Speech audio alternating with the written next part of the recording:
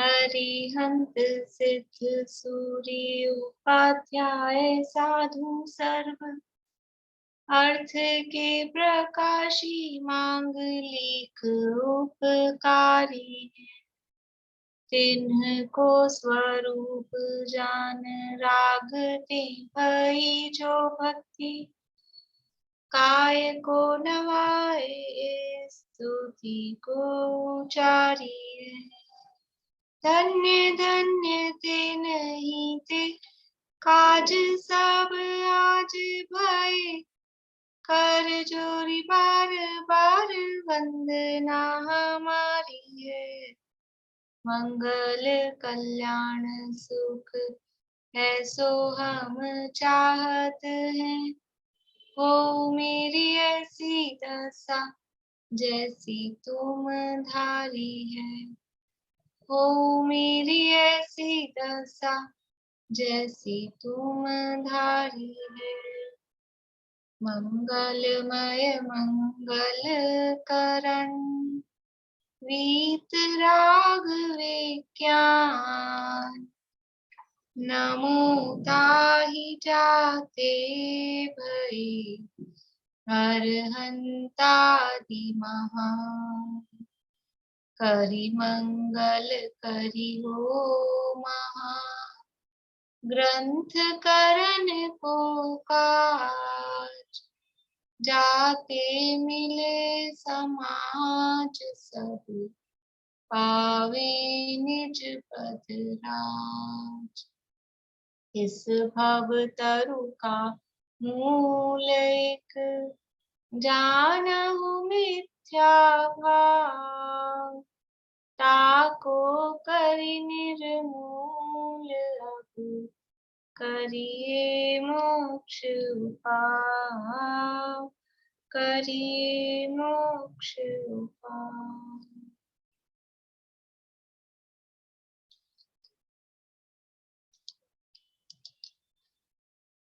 Question number है 116 page number 285। अध्यात्म शास्त्र में पुण्य पाप समान कहे हैं। एक बात मुझे अभी याद आ गई, वैसे वो बात तो है तत्वार्षित्री क्लास की, लेकिन वो भारती आंटी को देख के याद आ गई। वो जो कल आप पूछ रहे थे ना कि संक्रमण असाता का संक्रमण क्यों नहीं हुआ, तो वो संक्रमण 10वें गुणस्थान तक ही पॉसिबल है, ऊपर के गुणस्थानों में संक्रमण होता ही नहीं है, इसलिए भी वो वहां तक जो हो चुका है वो ठीक है। उसके बाद नहीं, एक्चुअली मैंने इसलिए पूछा था, मैंने कहा उनका इतना पुण्य का उदय है तो ये भी एक रीजन हो सकता है ना कि सारा साता साता में संक्रमण हो गया, क्योंकि इतना पुण्य उनका है, तो इसलिए मैंने पूछा था। हाँ, नहीं होता है, पूरा संक्रमण नहीं होता है। पर जैसे रस्सी जल जाने के बाद उसमें कुछ ताकत नहीं रहती ना, राखी हो जाती तो उठाएंगे तो राखी है वो तो, पर देखने में तो रस्सी लगती ना। हाँ, वो जली जेवरी बोलते हैं ना, जली जेवरी। तो उसमें कुछ बल नहीं है, भले है वो, मगर उसमें कुछ ताकत थोड़ी रहती कि वो फल दे करके, सब याद है ना। देखिए, अध्यात्म शास्त्र में पुण्य पाप समान कहे हैं, इसलिए यदि शुद्धोपयोग न हो तो पाप में लगने पर क्या दोष है। पाप में लगने पर मतलब पाप कार्यों में भी लग रहे हैं, तो उसमें क्या दोष है। वर्षा भाभी। यदि अध्यात्म शास्त्र में पुण्य को और पाप को समान कहें, इसलिए शुद्धोपयोग हो, यदि शुद्धोपयोग नहीं हो तो इसके अंदर जिस प्रकार जाति की अपेक्षा जाट और चंडाल समान कहे हैं, परंतु चंडाल से जाट कुछ उत्तम है और अस्पृश्य है, ये अस्पृश्य है। इस प्रकार बंध का कारण की उपेक्षा से पुण्य पाप तो समान है, परंतु पाप से पुण्य कुछ भला ही है, इसलिए मतलब ये दोष मतलब लगता है पुण्य, परंतु पाप से पुण्य कुछ भला ही है, ये तीव्र कषाय रूप है। ये मतलब जो पाप है वो तो तीव्र कषाय रूप है और जो पुण्य है वो मन कषाय रूप है, इसलिए पुण्य को छोड़ के पाप में लगना युक्त नहीं है। यानी कि शुद्धोपयोग नहीं भी हो रहा है और पुण्य पाप समान है, लेकिन समान होने पर भी कुछ अंतर भी है, और वो अंतर बताया मंद कषाय का, तीव्र कषाय का। इसलिए पुण्य को छोड़कर पाप में लगना वो योग्य नहीं है। नेक्स्ट, देह में देव है मंदिरों में नहीं, ऐसा उपदेश किन्हें और क्यों दिया है?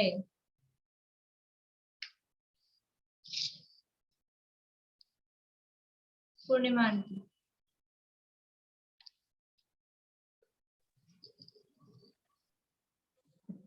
जी, देह में देव है मंदिरों में नहीं, ऐसा उपदेश इसलिए दिया गया है कि जो जीव जिन बिंब भक्ति आदि कार्यों में ही मग्न रहते हैं उनको आत्म श्रद्धान आदि कराने को देह में देव है मंदिरों में नहीं इत्यादि उपदेश देते हैं। वहां ऐसा नहीं जान लेना कि भक्ति छोड़कर भोजनादि से अपने को सुखी करना, क्योंकि उस उपदेश का प्रयोजन ऐसा नहीं है। जो खाली भक्ति आदि में ही काम में लगे हैं उनको कहा देह में देव है मंदिरों में नहीं। ठीक है, आगे पूरा है मतलब जवाब हो। जहाँ व्यवहार का निषेध किया हो वहाँ क्या सावधानी रखनी चाहिए? व्यवहार का निषेध क्या? विनीता आंटी।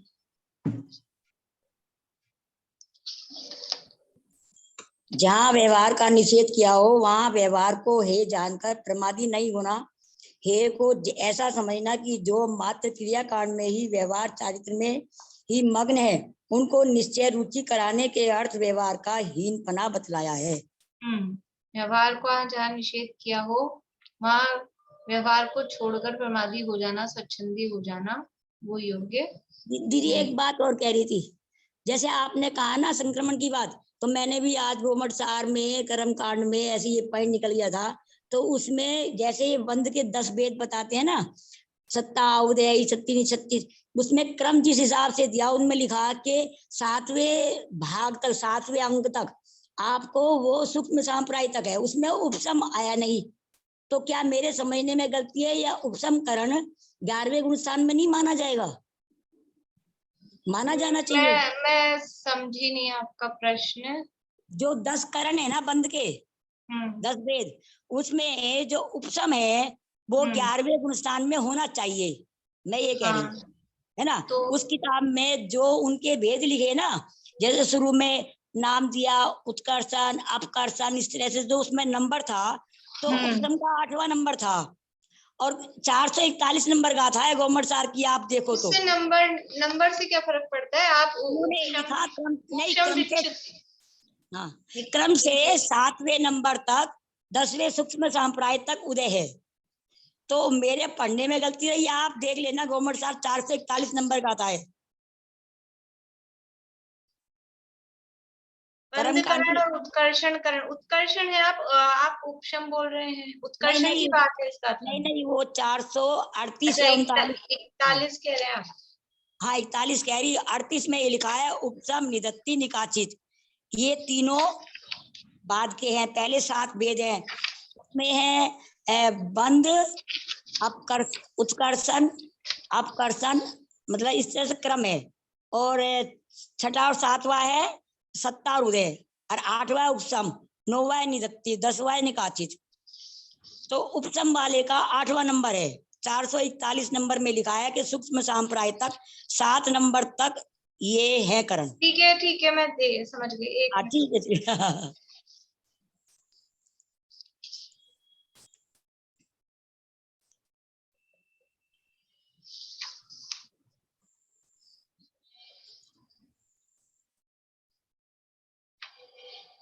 मैं देख लूंगी इसको। हाँ देख लेना आप, मैंने इसीलिए गाथा नंबर उत्तर का आई थी, मंदिर में पढ़ना पड़ता है ना, बड़े ग्रंथ है तो इसलिए मंदिर में पढ़ के आई थी। और बाकी संक्रमण तो आप ठीक कह रहे हैं, संक्रमण आगे नहीं है, मतलब 10वें तक तो कहा है उसमें, वो अपेक्षा है, मतलब उसमें देख लेंगे कि 10वें में हो गया उपशम, तो अब 11वें में नहीं कहा है, वो देख लूंगी मैं उसको। हाँ देख लेना, 441 नंबर में है ये लाइन, 441 नंबर का था। शास्त्रों में सम्यक दृष्टि के भोगों को बंध का कारण नहीं कहा, निर्जरा का कारण कहा, इसका क्या कारण है? प्रीति। शास्त्रों में सम्यक दृष्टि के भोगों को निर्जरा का कारण कहा है, क्योंकि सम्यक दर्शन होने के पश्चात जो विषय भोग पहले तीव्र बंध के कारण थे वह अब मंद बंध के कारण हुए हैं, क्योंकि सम्यक दृष्टि के श्रद्धान शक्ति के बल से मिथ्यात्व और कषाय चौकड़ी का अभाव होने से उस संबंधी कर्मों का बंध रुक जाता है। इसलिए भोग के समय में भी उन कर्मों का संवर बना रहता है। अतः उपचार से सम्यक दृष्टि के भोगों को बंध का कारण कहा है, बंध का कारण ना कहकर निर्जरा का कारण कहा है। और सम्यक की महिमा बतलाने के लिए भी ऐसा कहा गया है, जिसके बल से भोग भी अपने गुण को नहीं कर सकते। बहुत अच्छा, बहुत बढ़िया। क्या वास्तव में भोग निर्जरा के कारण होते हैं? एक चीज कहना चाह रही थी, प्रीति ने जो बोला उसने कहा ना कि मतलब बंध तो होता ही है, ऐसे कहा ना उसने कि जो जितना रूप वो गलती से निकल गया था ना, उसने वापस ठीक किया था, बंध का नहीं निर्जरा के कारण। नहीं, पर एक्चुअली में बंध जितना आपका वो है जो कषाय बची है उसका बंध तो होता ही है ना। हाँ, वो एक लाइन और उसमें बोल सकते हैं कि वो क्योंकि, लेकिन क्वेश्चन आगे और है ना, अभी अगले क्वेश्चन में आएगा, अगले क्वेश्चन। वरना उसमें एक लाइन ये भी जोड़ सकते हैं कि भोग तो बंध के ही कारण है, मतलब उस आंसर को अगर अकेला रखें अपन, तो भोग तो बंध के ही कारण है, परंतु उसको गिना नहीं है। वो जो यहाँ बात कही भोगों का उपादेयपना नहीं रहा, ये भी आएगा ना, भोगों का उपादेयपना नहीं है उसमें। हाँ, बोलिए अगला। क्या वास्तव में भोग निर्जरा के कारण होते हैं? प्रमिला। वास्तव में भोग निर्जरा के कारण नहीं है, परंतु सम्यक दृष्टि के श्रद्धान शक्ति के बल से भोगादिक के समय विशेष निर्जरा होने से भोगादिक रूप बंध को भी उपचार से निर्जरा का कारण कहा।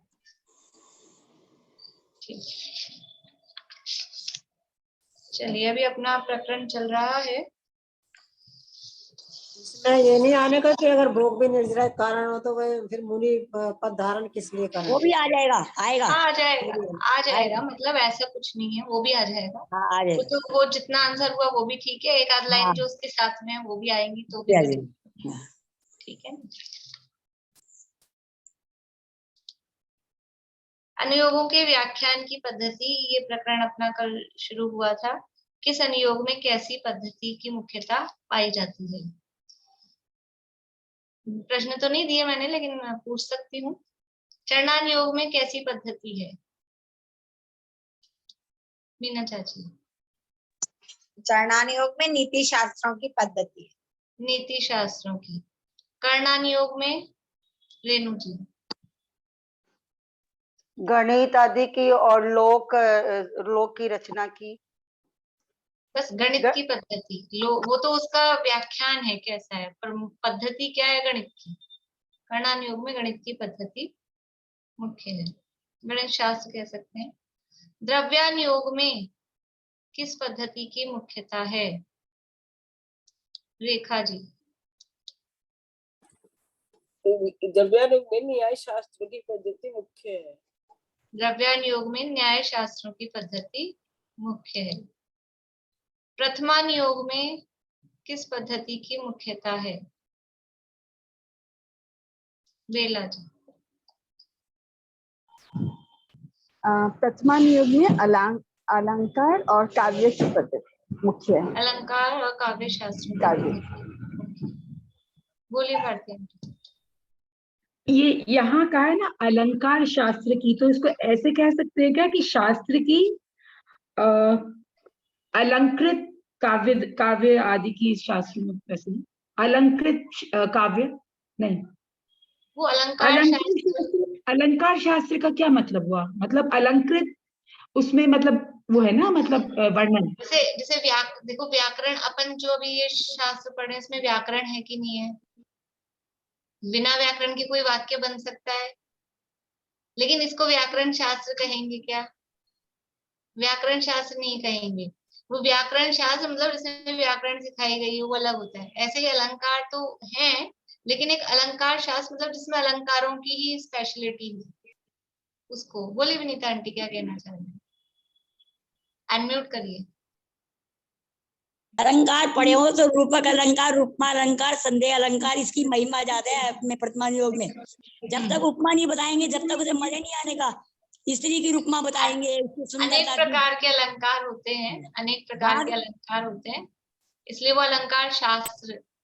बाग बगीचों की उपमा नहीं बताएंगे ना, जहाँ बैठी हो स्त्री, तो वो पढ़ने में अच्छा नहीं लगता वर्तमान योग।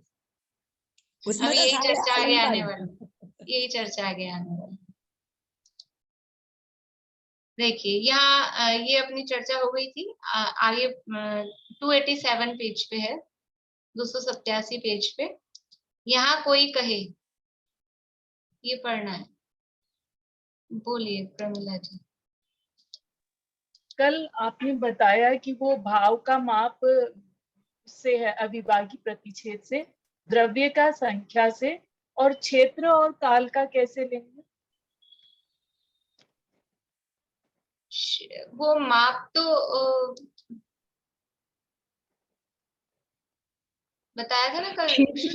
क्षेत्र का तो प्रदेश नहीं होगा, यूनिट तो प्रदेश है ही, और प्रदेश के आधार पे उसका माप होता है। क्षेत्र की जो माप है, या फिर योजनों में कहा, राजू में कहा, तो वो भी प्रदेश प्रदेश करके ही वो माप होती है। जैसे जो भी क्षेत्र की इकाइयां होती हैं, योजन है, उससे पहले समझ लीजिए ये आवली कहा जाता है। आवली यद्यपि समय की है, लेकिन शब्द ही इसलिए पूरा है मेरे दिमाग से। तो वो जो क्षेत्र की जो इकाइयां हैं, वो प्रदेश प्रदेश कर करके ही तो बढ़ती हैं। असंख्यात प्रदेश।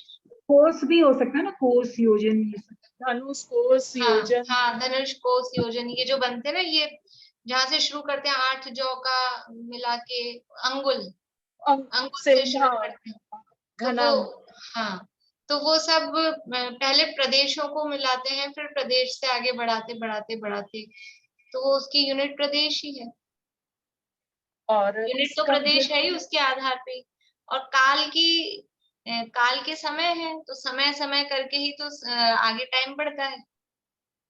तो ये सारे जो काल का मैक्सिमम कैसे बताएंगे? मैक्सिमम काल की माप जो बताते, जैसे उसका अविभाज्य प्रतिच्छेद है ना, केवल ज्ञान। मैक्सिमम नहीं है वो, नहीं, वो केवल ज्ञान के अविभाज्य प्रतिच्छेद तो संख्या में सबसे ज्यादा बताए हैं, लेकिन अविभाज्य प्रतिच्छेद सिंगल जो कहेंगे, वो तो भाव की यूनिट है, वो यूनिट है।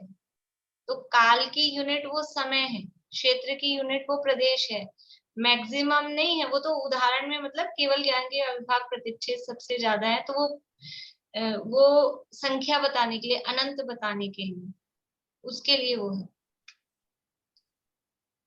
और ऐसे जो जगत श्रेणी, जगत प्रतर, वो मैक्सिमम में आ जाता है क्या क्षेत्र के माप में? जगत घन वो सब नहीं? जगत घन है पूरा लोक, जगत श्रेणी तो कम है, छोटा है। जगत श्रेणी सिंगल लाइन है। जगत प्रतर उसका समझ लो क्या बोलना चाहिए, स्क्वायर है। स्क्वायर है, और जगत घन है, वो क्यूब है, वो पूरा लोक उसमें आ जाएगा। जगत घन मतलब पूरा लोक।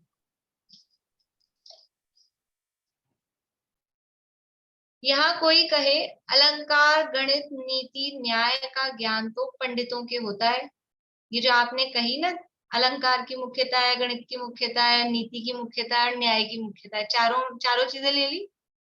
अलंकार की मुख्यता प्रथमान योग में, गणित की कर्णान योग में, नीति की चरणान योग में, और न्याय की प्रथमा द्रव्यान योग में। तो ये जो आप जो कह रहे हो, ये तो पंडितों के काम है। अलंकार का, गणित का, ये सारी चीजें तो किसके, देखो ज्यादा गणित का ज्ञान किसको होगा, वो पंडित होगा, बुद्धिमान होगा।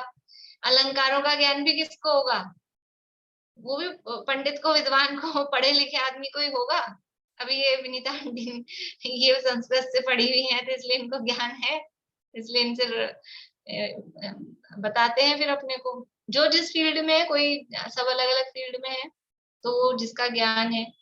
नीति का ज्ञान, न्याय का ज्ञान, ये सब पंडितों के होते हैं। तो ये तो पंडितों के होते हैं, तो चुगुंती समझे नहीं हम, जरा से ज्ञान वालों को, हम अज्ञानी आदमियों को ये क्या समझ में आए। इसलिए सीधा सीधा कथन क्यों नहीं किया, बिना अलंकार के, बिना गणित का, बिना नीति का, बिना न्याय का, सीधा सीधा कथन करते तुच्छ बुद्धि जीवों के लिए।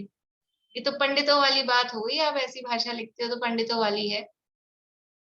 समझ में आया प्रश्न? अपने को उठता है कि नहीं प्रश्न कि ऐसी ऐसी भाषा है ये द्रव्य संग्रह में, द्रव्य संग्रह की जो लैंग्वेज है, सीधा उनको वो शब्द वो कहना होता है, वो शब्द लिखा होता है, उसको इतना घुमा घुमा के और फिर पहुंचते वहीं पे, इससे रहित उससे रहित इससे सहित, और ऐसा करके। ऐसा क्यों किया? शुरू में हम क्लास चलती थी ना, अभी तो मीता भाभी बंद रखते हैं वीडियो, तो मीता भाभी ऐसे ही बोलते थे आदर्श नगर में, बोले इतनी इतनी घुमा घुमा के क्यों लिखी, सीधी सीधी क्यों नहीं लिखी जो हमको सीधे से समझ में आ जाए। रेणु जी कुछ पूछना है आपको? पूछना है कि बताना है? बताना है तो शांति रखिए, पूछना है तो फिर पूछिए। बताना भी नहीं है, बताना भी नहीं है, बोलना भी नहीं है। मतलब मैं खाली ये बोलना चाह रही थी कि जैसे आप कल जो ये पढ़ाए थे ना, जो ये मेजरमेंट वगैरह, जो आज भी जो ये दीदी पूछी थी, मेरे कुछ समझ में नहीं आया, यही बात मैं बोलना चाह रही थी। धन्यवाद आपको बताने के लिए। चलिए, तो प्रश्न ये है कि सीधा कथन क्यों नहीं किया? उत्तर, शास्त्र है सो मुख्य रूप से पंडितों और चतुरों के अभ्यास करने योग्य है। शास्त्र, शास्त्र किसके अभ्यास के लिए है? मुख्य रूप से तो तुच्छ बुद्धियों के लिए, यानी मुख्यता तुच्छ बुद्धियों के लिए नहीं है। शास्त्र मतलब ही वो जो विद्वानों के लिए है। पुस्तकें, किताबें, जिसे अपन पुस्तक किताब अपन शास्त्र कहते हैं, इस वक्त भारी चीज है, और किताब कह दो, पुस्तक कह दो तो जरा हल्की लगती है, लेकिन वास्तव में ये सब ज्ञान का साधन होता है। कुछ लोग बोलते भी जिनको पढ़ने लिखने में इंटरेस्ट नहीं होता ना, तो वो बुक्स देख के बोले ये अपने मतलब की चीज नहीं।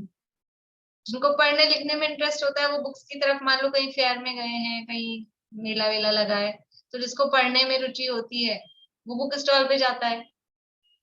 और कुछ लोग बोलते नहीं ये अपने मतलब की चीज नहीं है।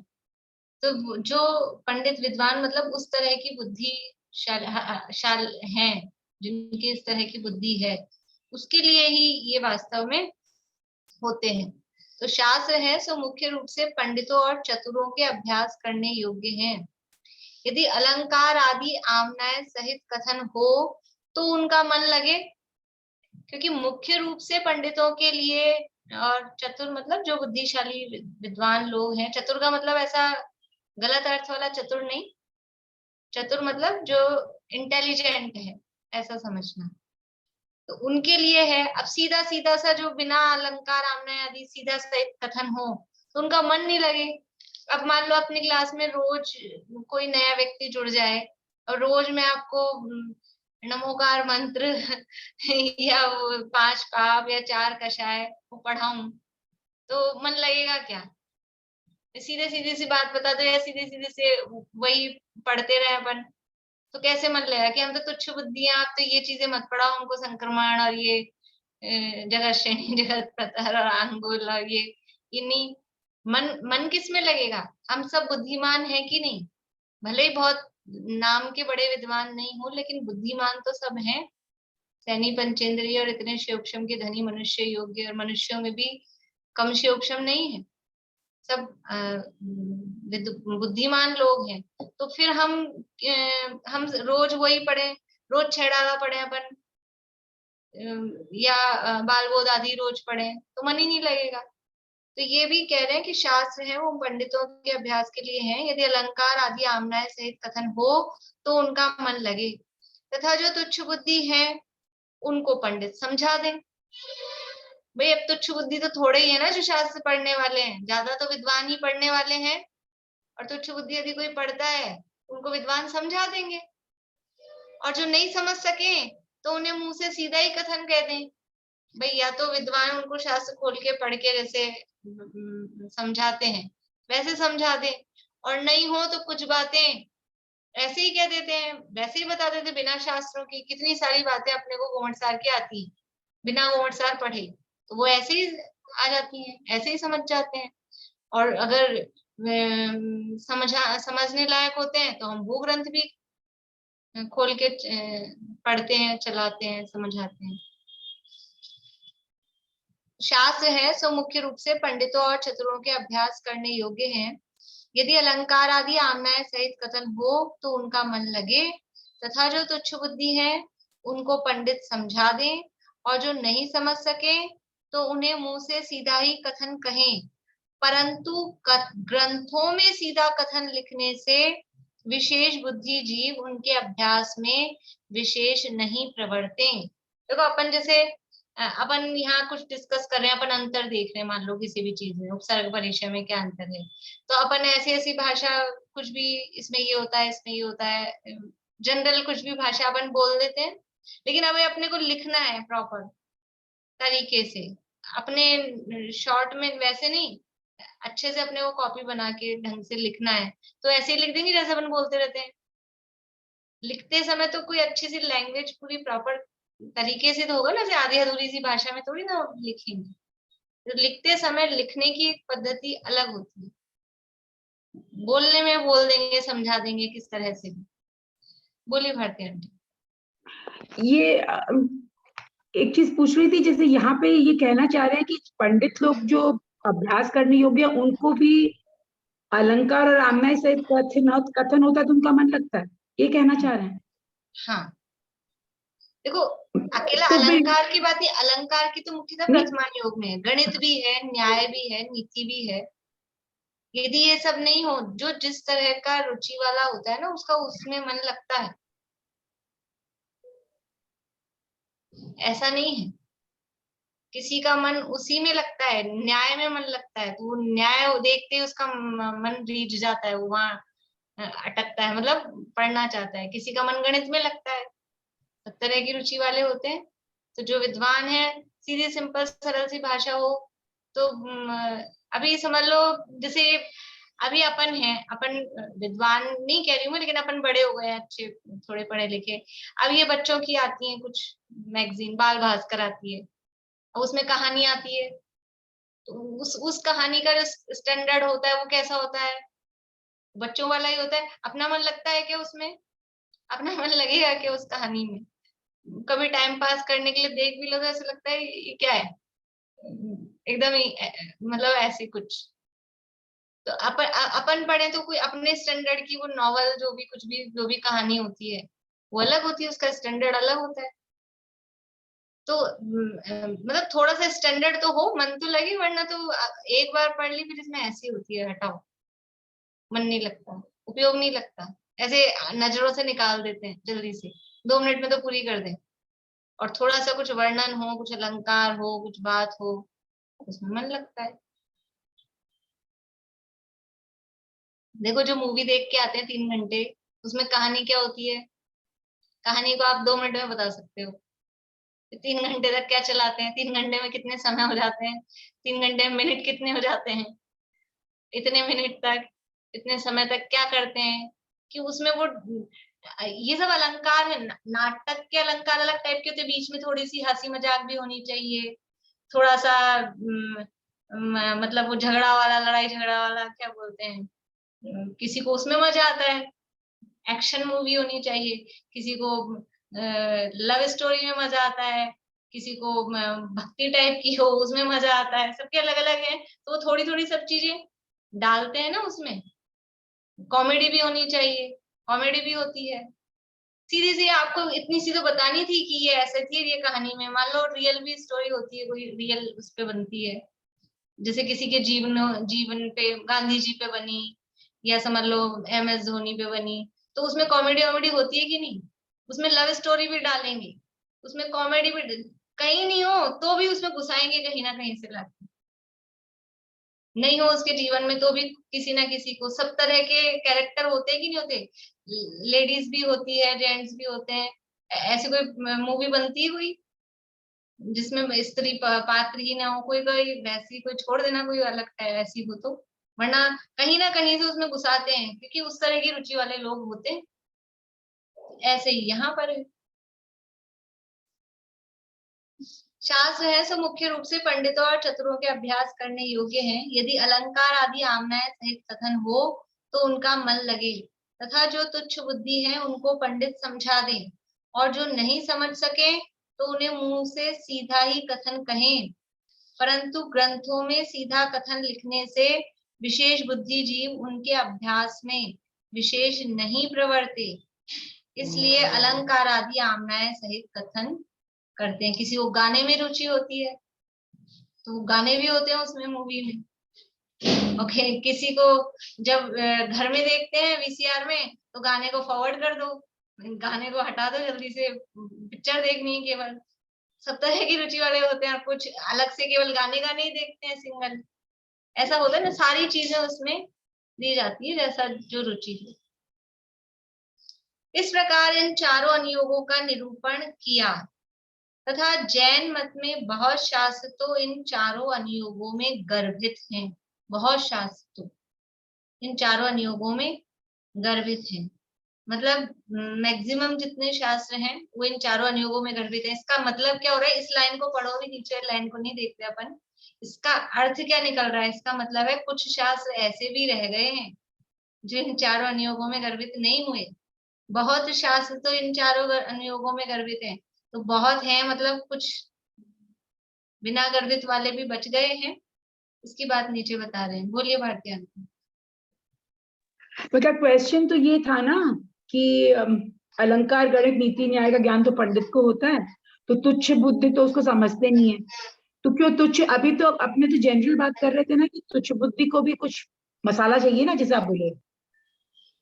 तुच्छ बुद्धि को मसाला चाहिए ऐसा नहीं कह रही, नहीं मतलब जनरल जो हम बात कर रहे हैं कि ऐसे सामान्य रूप से कि तुच्छ बुद्धि के लिए क्यों कहा कि उसको सीधा कथन ही चाहिए, उसको भी तो चाहिए कुछ।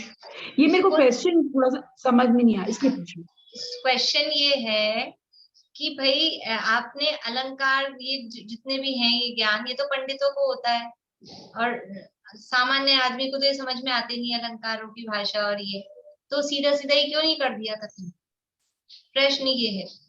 तो वो कह रहे हैं कि मुख्य रूप से जो बड़े शास्त्र हैं, यानी जो बड़े शास्त्र मतलब मूल शास्त्र संस्कृत आदि के जो शास्त्र हैं, वो तो पंडितों के लिए, उनके अभ्यास करने के लिए ही है। अगर उसमें थोड़ा भी ये चीज नहीं हो तो उनका मन उसमें नहीं लगेगा। फिर देखो, जो संस्कृत का विद्वान होगा, एक है अपने पास पद्म पुराण और एक है राम कहानी, ठीक है। तो संस्कृत का विद्वान होगा, उसका मन राम कहानी में लगेगा कि पद्म पुराण में लगेगा? पद्म पुराण। वो पद्म पुराण संस्कृत से ही पढ़ना चाहेगा। ये राम कहानी तो अब जैसे तुच्छ बुद्धि के लिए भी लिख दी ना, ये बिल्कुल बिना अलंकार की, उसमें कुछ वो नहीं है, लेकिन वो बिल्कुल ऐसे लोगों के लिए ही है। हाँ, बेसिक लोगों के लिए ही है। और सामान्य आदमी का मन मतलब जो थोड़ा भी पढ़ा लिखा ऐसा है, उसका उसमें मन नहीं लगेगा। अभी ये जितने समझ लीजिए अपने शांति जी वैसा पढ़ाते हैं, वो हिंदी से पढ़ाते ही नहीं आत्मख्याति, वो संस्कृत के विद्वान हैं तो संस्कृत में ही उनका मन लगता है। अब फिर अपने को तो आती नहीं है तो वो समझा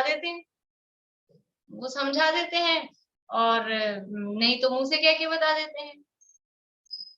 विशेष जिसको ज्ञान है, तो ज्यादातर वो जो शास्त्र हैं जो संस्कृत में है, प्राकृत में है, वो उसके ज्ञाता जो होंगे उसी के लिए है। और तुच्छ बुद्धियों के लिए अभी आधुनिक काल में तो लिख ही गए हैं, और इसीलिए ये भी शुरू में इन्होंने कहा मैं कि भाई आप क्यों लिख रहे हो ये शास्त्र, तो शास्त्र पहले ही है। तो उन्होंने भी लिखा, मैं भी इसीलिए देश भाषा में, और इनकी लैंग्वेज बिल्कुल ऐसी है जैसे बोल ही रहे हूँ सामने बैठ के। तो इस तरह के भी लिखे हैं, लेकिन यहाँ तो जो बात चल रही है मूल जो संस्कृत प्राकृत के ग्रंथ हैं उनमें ये अलंकार आदि, गणित न्याय नीति, ये सब उसमें क्यों मुख्य है।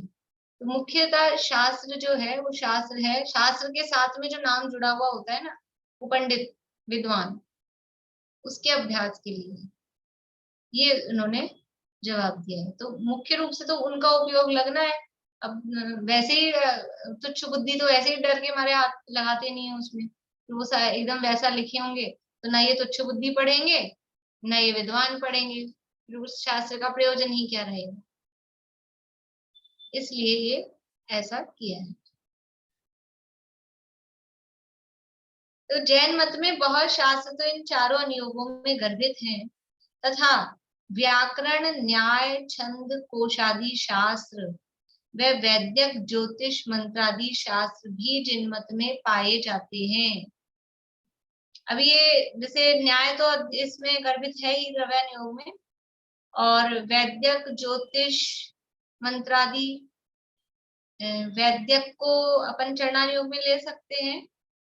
छंद, कोशादि, व्याकरण ये जरूर है, इनको किस में लें, बाकी एक आध को तो अपन कर सकते हैं गर्भित। तो ये व्याकरण, व्याकरण का मतलब है जैन शास्त्रों में व्याकरण वाले शास्त्र भी हैं जिसमें व्याकरण बताई गई है। जैसे अलग से तो है ही जैनेन्द्र व्याकरण, जो पूज्यपाद स्वामी है, पूज्यपाद स्वामी ने जैन व्याकरण लिखी, उसका नाम है जैनेन्द्र व्याकरण। बहुत बड़े व्याकरणविद थे पूज्यपाद स्वामी, और जो उनकी सरवार सिद्धि है उसमें एक एक शब्द का पहले व्युत्पत्ति अर्थ बताते हैं। दर्शन किसे कहते हैं, तो जिसके द्वारा दर्शन किया जाता है, जो दर्शन करता है या जो दृश्य है, जिससे इस तरह से उसके हमेशा हर शब्द का पहले वो ऐसे व्युत्पत्ति से अर्थ बताते हैं। तो बहुत ये मूल शास्त्र में एक भी बीच बीच में व्याकरण है, और इस तरह से अलग से भी व्याकरण शास्त्र है। जैन व्याकरण में क्या डिफरेंस है? जैन व्याकरण में क्या मतलब क्या है एक्चुअल में, क्या है जैन व्याकरण? मैंने एक्चुअल में वो देखी नहीं है जैनेन्द्र व्याकरण जो भी है, लेकिन जैन जो शब्द होंगे, जितना मैं समझती हूँ, जो भी हो एक्चुअल में, मैंने क्योंकि वो ग्रंथ देखा नहीं है, मिलता नहीं बहुत ज्यादा। तो जैसे ज्ञान शब्द है, दर्शन शब्द है, तो जो जैन टर्मिनोलॉजी में जो उनके अर्थ होंगे, उसकी जो व्युत्पत्ति बनती होगी, उस आधार पे उनके अर्थ। मतलब व्याकरण ग्रामर नहीं है वहां पर, जैसे ग्रामर को व्याकरण कहते हैं। ग्रामर अब मैं क्योंकि मैंने देखा नहीं है ना, तो एक्चुअली में क्योंकि जो वैसे व्याकरण का अर्थ तो ग्रामर ही होता है ना। ग्रामर होता है, लेकिन सिंपल जो ग्रामर है वो भी होगी मतलब एक्चुअली मैं कह तो रही हूँ, लेकिन मैंने देखा नहीं है, तो उसमें क्या है वो मैं कह ही नहीं सकती हूँ।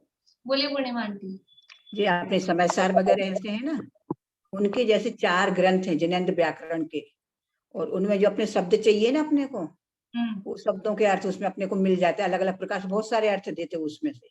मेरे पास में इधर पूना में थे, अभी देवलाली उनको बसंती बहन वगैरह को चाहिए तो भिजवा दिए, और इधर थे वो, पहले मैंने देखे हुए। मतलब साकेत बता रहे कुछ?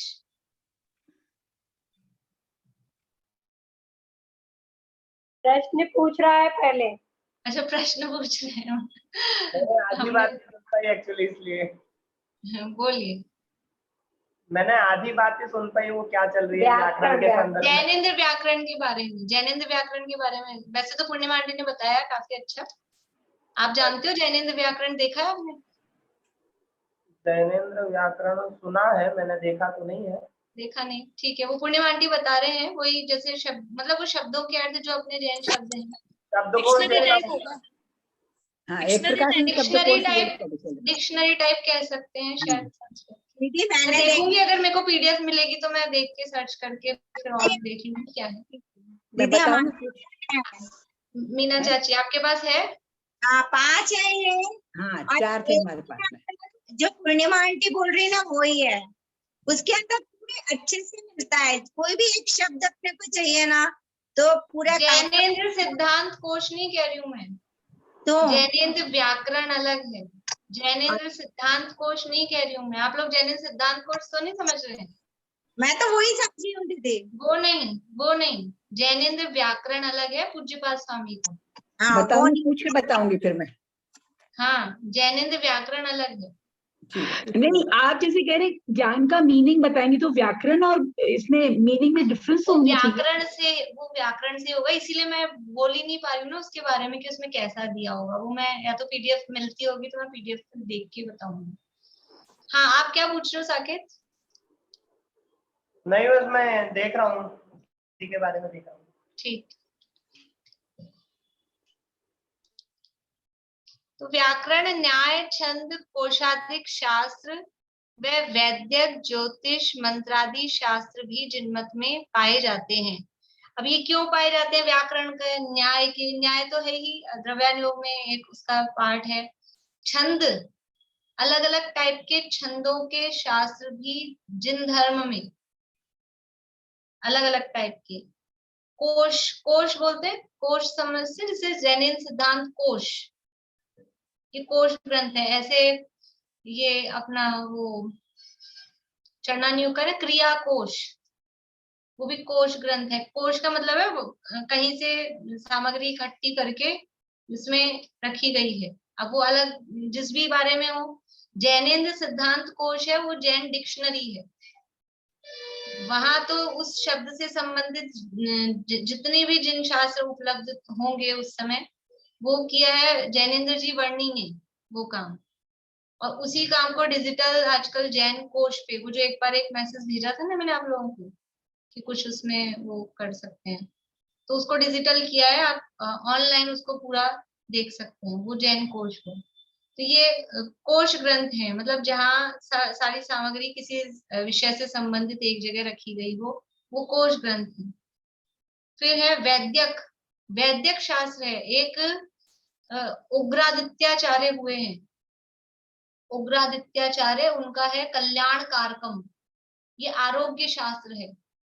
और उसमें बहुत सारी वो दवाइयों वगैरह के बारे में सारा वर्णन, आचार्य का शास्त्र है। यानी जैनाचार्य बहुत बड़े व्याकरण के ज्ञाता होते थे, छंद काव्य इनकी ज्ञाता, न्याय शास्त्र के ज्ञाता, और ऐसा ही नहीं आयुर्वेद के भी ज्ञाता, आयुर्वेद के भी पूरे ज्ञाता।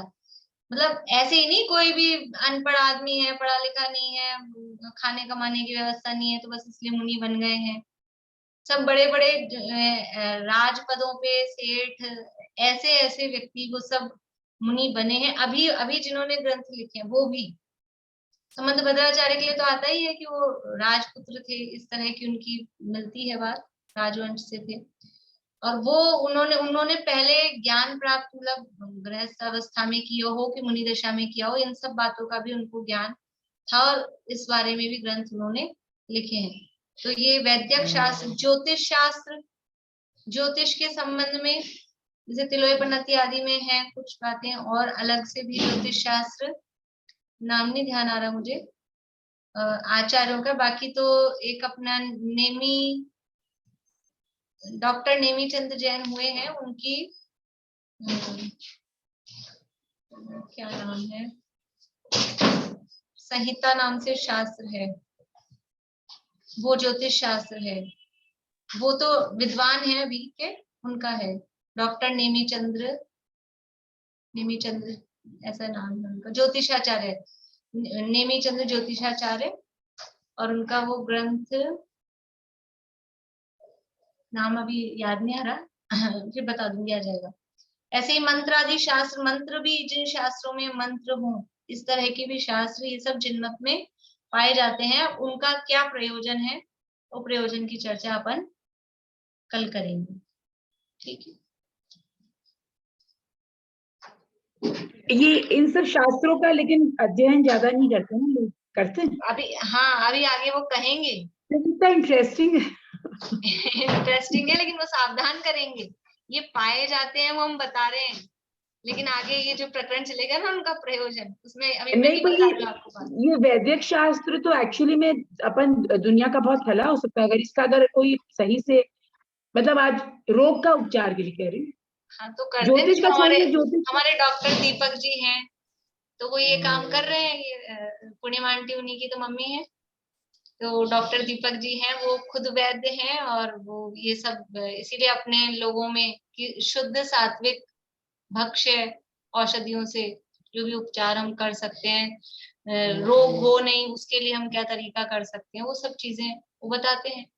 तो इस तरह के जो है वो इस फील्ड में, तो वो पढ़ के अपने को बता देते हैं, अपना काम उससे चल जाता है, और अपना पूरा अपन हर व्यक्ति उसी में दिमाग लगाए तो अपना काम वो कर देते हैं, अपना उससे काम चल जाता है, तो अपन इधर उपयोग लगा लेते हैं, ठीक है।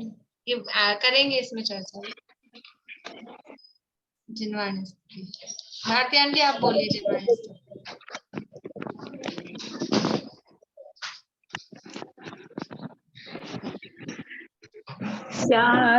सात्वादिनय षट द्रव्य गुण पर्याय और प्रमाणिका जड़ कर्म चेतन बंध का अरु कर्म के अवसान का कह कर स्वरूप यथार्थ जग का जो किया उपकार है उसके लिए जिन वाणी माँ को वंदना शत बार है, वंदना शत बार है।